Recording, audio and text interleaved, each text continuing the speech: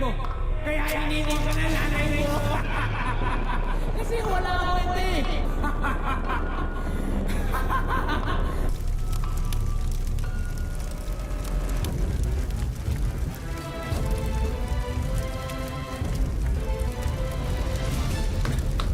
Ha? Labas ako dito! Labas ako dito! Labas Pagigising ako ko, dito! nasusunog na yung bahay namin. Hoy! Labas ako dito! Kung gusto mo makawi dito, huwag kang magingay! Wala akong kasalanan! Pagkatapos ng lahat ng ginawa ko sa'yo, gusto mo sunugin yung bahay ko! Labas mo nga ako rito eh! Di ba? Cheers, Brad! Yes, pare. Uy, Marco! Tama na kaisip sa problema mong yan. Dahil ang problema mo, hindi ka yan iniisip. Hindi ka nga dito. Eto yung sagot sa problema mo. Piso. Piso? Anong piso? Alam mo, piso ang tawag dyan. 100 ang halaga niyan. At yan ang pinakamura. Yan mo. Sagot na namin yan. Total, ikaw naman yung bago naming tropa eh. Pare, welcome to our tropa, Brad. Pero sa ngayon, ito muna. Sa susunod, hindi na to libre ah.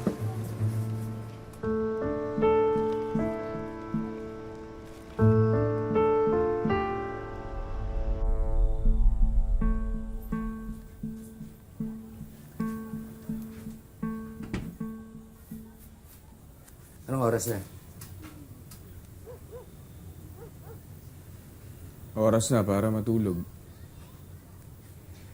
Saan ba galing? Paalam po ako sa inyo na iinom kami ngayon, di ba?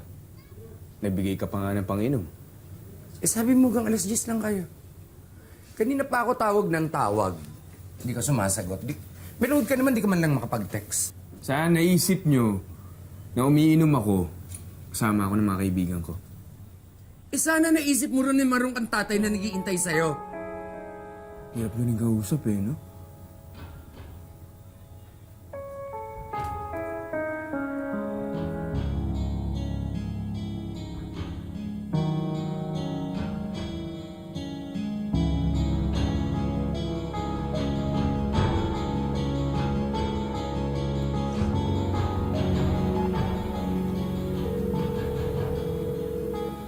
Hello, Edward.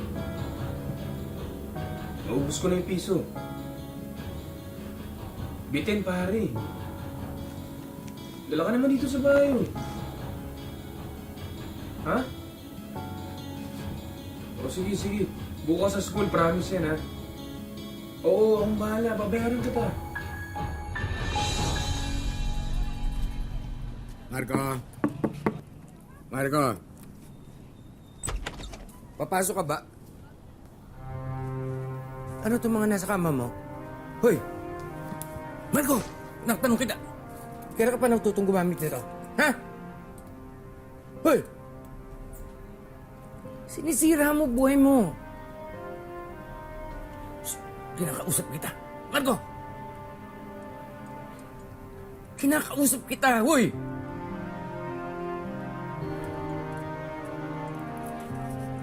Wala kayong pakialam.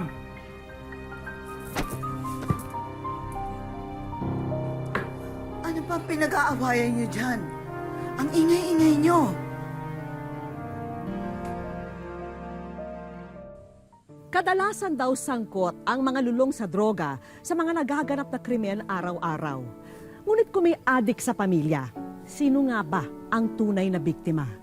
Paano kung ang araw-araw mo ay nababalot ng takot na sa kahit anong oras ay baka patayin siya o baka makapatay siya?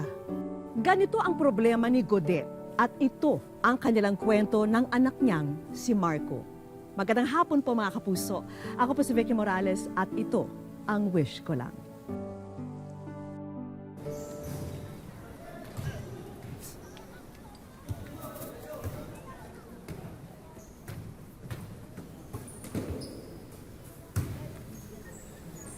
Marco, anong problema mo?